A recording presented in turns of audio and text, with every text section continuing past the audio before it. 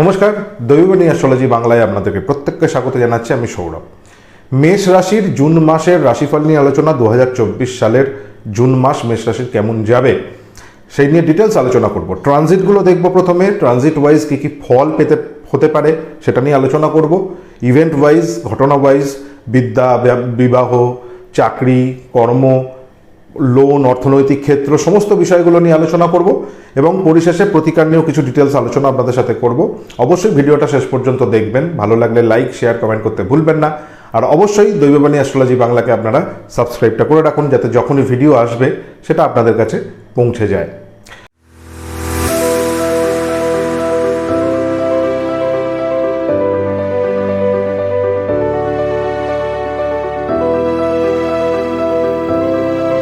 ট্রানজিটগুলো একটু দেখব। রবি ট্রানজিট রয়েছে। রবি 15 তারিখ ট্রানজিট নিচ্ছে। 15 তারিখ বৃষ রাশি ছেড়ে দিচ্ছে রবি। মিথুন রাশিতে রবি ট্রানজিটটা নিয়ে নেবে। মঙ্গল 1 তারিখ, ফার্স্ট জুন মাসের প্রথম দিন ট্রানজিট নিচ্ছে মঙ্গল। রাহুযুক্ত অবস্থায় মঙ্গল মীন রাশিতে ছিল এতদিন, সে মেষ রাশিতে প্রবেশ করবে। তার নিজের ঘর, মেষ রাশির লর্ডও মঙ্গল, সেই মেষ রাশিতেই প্রবেশ করবে মঙ্গল। এটা খুব ইম্পর্টেন্ট ট্রানজিট মেষ রাশির জন্য এই মাসটায়। বুধ ট্রানজিট নিচ্ছে। বুধ 31 তারিখ, 31শে মে ট্রানজিট নিয়ে বুধ বৃষ রাশিতে প্রবেশ করবে। আবার 14 তারিখ, 14ই জুন বুধ আবার সেই ট্রানজিট করে যাবে, করে মিথুন রাশিতে চলে আসবে। এটাও খুব একটা অদ্ভুত ট্রানজিট রয়েছে এই মাসে। এর সাথে সাথে শুক্রের একটা ট্রানজিট রয়েছে। শুক্র 12 তারিখ মিথুন রাশিতে প্রবেশ করবে, বৃষ রাশি ছেড়ে দিয়ে মিথুন রাশিতে শুক্র চলে আসবে। আর এর ফলগুলো কি কি হতে পারে সেটা নিয়ে আলোচনা করব। প্রথমে দেখুন, মেষ রাশির যে লর্ড মঙ্গল, সেই মঙ্গল রাহুযুক্ত অবস্থায় মেষ রাশির দ্বাদশে অবস্থিত হয়েছিল। এখন সে মঙ্গল মেষ রাশিতেই চলে আসবে। এটা খুব ইম্পর্টেন্ট ট্রানজিট। হেলথের ক্ষেত্রটা বেটার হওয়ার একটা জায়গা কিন্তু ধীরে ধীরে তৈরি হচ্ছে। এটা ভীষণ কাজ দেবে। কিন্তু মঙ্গল একটা এমন প্ল্যানেট যে আমাদের কাইনেটিক ফোর্স, বডির যে এনার্জি, সেটাকে অত্যন্ত পরিমাণে বাড়িয়ে দেয়, যার জন্য রাগ, জেদ বৃদ্ধি হওয়ার একটা প্রবণতা মেষ রাশির হতে পারে। এবং তার সাথে সাথে যেহেতু থার্ড হাউসটা ভারী হচ্ছে, অর্থাৎ মিথুন রাশিতে অনেকগুলো প্ল্যানেটের ট্রানজিট হবে, যোগাযোগ ব্যবস্থা এবং ট্রান্সপোর্টেশনের জায়গাটা অত্যন্ত দ্রুত গতিতে হবে। অর্থাৎ প্রচুর পরিমাণে ছোটাছুটির বিষয় কিন্তু মেষ রাশিকে জুন মাসটা লক্ষ্য করতে হবে, অন্তত সেই জুলাই মাসের 15-16 তারিখ পর্যন্ত। তার আগে পর্যন্ত কিন্তু এই বিষয়গুলো থাকবে। ইভেন্টগুলো নিয়ে এবার একটু আলোচনা করব। প্রথমেই দেখব শরীর স্বাস্থ্য। দেখুন, মেষ রাশির দ্বাদশে রাহুর অবস্থান এবং মেষ রাশিতেই এখন মঙ্গলের অবস্থানটা হবে। রাহু যুক্ত অবস্থায় মঙ্গল ছিল, সে ছেড়ে রাশিতেই চলে আসছে। শরীর স্বাস্থ্য নিয়ে বড় ঝামেলা ঝঞ্ঝাট খুব একটা পোহাতে হবে না। আস্তে আস্তে ভালো অবস্থানে যাচ্ছে, কিন্তু নিজের শরীরের প্রতি একটা নেগলিজেন্সির ফলে কিছু কিছু ক্ষেত্রে হেলথের নানান সমস্যা আসতে পারে, যদিও সেটা খুব বড় আকারে হবে না। কিছু ক্ষেত্রে অপারেশন, হসপিটালাইজেশন ইত্যাদির ব্যাপার দেখাচ্ছে। ডাক্তারের পরামর্শ থাকার একটা জায়গা তৈরি হচ্ছে মেষ রাশির। আর একটা কথা, প্রেশার আপ ডাউন করার একটা জায়গা তৈরি হচ্ছে। ব্লাড প্রেশারের জায়গাটা কিন্তু মাথায় রাখতে হবে। যাদের যে সমস্ত মেষ রাশির জাতক বা জাতিকাদের ব্লাড প্রেশারের প্রবলেম রয়েছে, তাদের কিন্তু ব্লাড প্রেশারের জায়গাটা বাড়বে। তো সেই জায়গাটা একটু খেয়াল রাখতে হবে। প্রেশার ফ্ল্যাকচুয়েট করার একটা কিন্তু বিষয় এই মাসটা আপনাদের জন্য তৈরি হচ্ছে। অর্থনৈতিক ক্ষেত্রটা নিয়ে যদি আলোচনা করি, মেষ রাশি বা মেষ লগ্নের যারা জাতক বা জাতিকা আছেন, শুক্র খুব ইম্পর্টেন্ট আপনাদের অর্থনৈতিক ক্ষেত্রটা দেখার জন্য। অর্থনৈতিক ক্ষেত্রে যোগাযোগ প্রচুর পরিমাণে বৃদ্ধি হবে, অর্থাৎ টাকা আসার যে ক্ষেত্রগুলো, অর্থের যে আসার জায়গাগুলো, সেগুলো ভীষণ ভালো তৈরি হচ্ছে। খরচার জায়গাটা কিন্তু থাকবে যতদিন রাহু আপনাদের দ্বাদশে, খরচের জায়গাটা অবশ্যই থাকবে।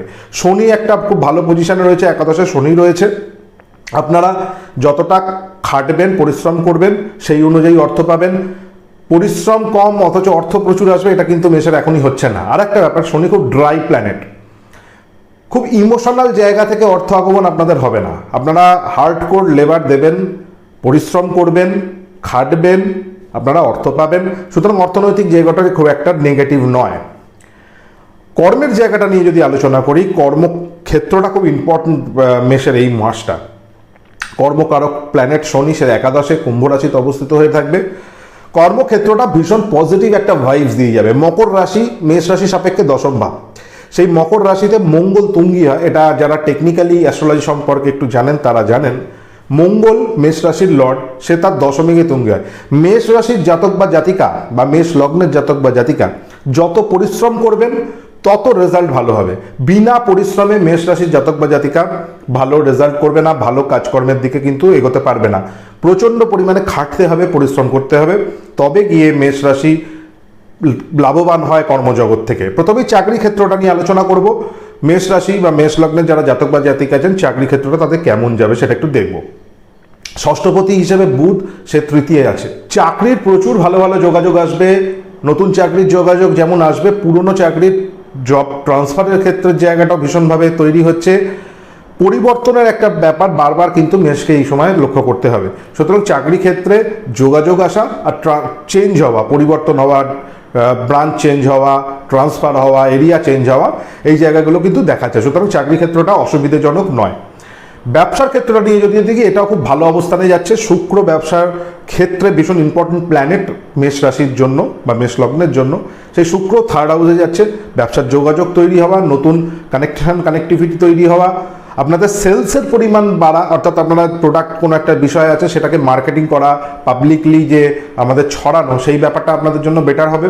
আর একটা বিষয় এখানে খুব ইম্পর্টেন্ট, ব্যবসা ক্ষেত্রে লোনের একটা ব্যাপার আপনারা পেতে পারেন। এতদিন ধরে যদি কোনো লোন আপনাদের আটকে থাকে, বিজনেস ক্ষেত্রে হয়তো লোনের অ্যাপ্লাই করছেন ব্যাংকে, সেটা হয়তো অ্যাপ্রুভ হচ্ছে না বা কিছু, সেই জায়গাটা কিন্তু আস্তে আস্তে সলিউশন হওয়ার একটা জায়গা তৈরি হচ্ছে। তো পুরনো ব্যবসার ক্ষেত্রে যদি টাকা পয়সা কিছু আটকে থাকে বাজারে, সেই টাকাটা আপনাদের ওঠার একটা জায়গা তৈরি হচ্ছে। ব্যবসার ক্ষেত্রটাও ভীষণ শুভ অবস্থান মেষের। পেশাজীবী যারা মানুষ আছেন তাদের ক্ষেত্রটাও শুভ। সবকটাই কিন্তু থার্ড হাউসের ওপর দিয়ে হচ্ছে। মিথুন রাশির ওপরটা কিন্তু খুব ইম্পর্টেন্ট। যোগাযোগ, বারবার এই সময়টা কিন্তু আপনাদের যোগাযোগের জায়গাটা তৈরি হবে, আপনাদের ট্রান্সপোর্টেশনের জায়গাটা ভীষণভাবে তৈরি হবে। আপনাদেরকে পাবলিক লাইফে যে আমরা যখন কোনো কাজকর্ম করি, তখন আমাদের পাবলিকলি যে ডিসপ্লে করতে হয়, এই যে আমি সোশ্যাল মিডিয়ার মাধ্যমে আপনাদের সাথে কথা বলছি, তো এই বিষয়গুলো মার্কেটিং, সেলস এবং নিজেকে পাবলিকের কাছে পৌঁছানো, মার্কেটিং, সেলস, পাবলিসিটি, এই ব্যাপারগুলো কিন্তু মেষের ভীষণভাবে থাকবে। এটা ব্যবসা ক্ষেত্রে হেল্প করবে, এটা পেশাজীবী যারা মানুষ আছেন তাদের জন্য কিন্তু ভীষণভাবে হেল্প করবে। আর কর্মক্ষেত্রে স্থান পরিবর্তনের একটা জায়গা, পেশাজীবী যারা মানুষ আছেন তাদের জন্য স্থান পরিবর্তনের একটা জায়গা কিন্তু তৈরি হচ্ছে এই মাসটায়। সেটা ভালো কি মন্দ ডিপেন্ড করবে আপনাদের পার্সোনাল হরোস্কোপের ওপর। তবে ওভারঅল ট্রানজিট অনুযায়ী যদি দেখা যায়, তাহলে কিন্তু এই ট্রানজিটগুলো কিন্তু আপনাদের জন্য বেটার করা উচিত। এবার আসবো বিবাহিত জীবনের ক্ষেত্রটা। ম্যারেজ লাইফের ক্ষেত্রটা অশুভ খুব বলা যায় না। নতুন বিয়ের জায়গা, যোগাযোগ তৈরি হওয়া ইত্যাদি বিষয় খুব ভালো মতোই হবে। কিন্তু দ্বাদশে রাহু যতদিন রয়েছে, আপনাদের কিন্তু ম্যারেজ লাইফে খুব সুখকর অবস্থান দেখাচ্ছে না। ম্যারিটাল লাইফের ক্ষেত্রে নানান রকম ঝগড়াঝাঁটি, অশান্তি, বাধা বিঘ্ন, সমস্যাবহুল একটা ব্যাপার কিন্তু থাকবে। অশান্তিমূলক একটা পরিবেশ আপনাদের সংসারের মধ্যে একটা থাকার প্রবণতা থাকবে। সন্তানের ক্ষেত্রটা নিয়ে যদি দেখি, সন্তানের ক্ষেত্রটা শুভ হচ্ছে। নতুন সন্তানের ক্ষেত্রটা আপনারা ভাবতে পারেন, নতুন সন্তান নিয়ে আপনারা ভাবনা চিন্তা করতে পারেন। সন্তান ক্ষেত্র নিয়ে কিন্তু মেষ রাশি বা মেষ লগ্নের জাতক বা জাতিকাদের এই মাসে খুব একটা অশুভ অবস্থান নয়।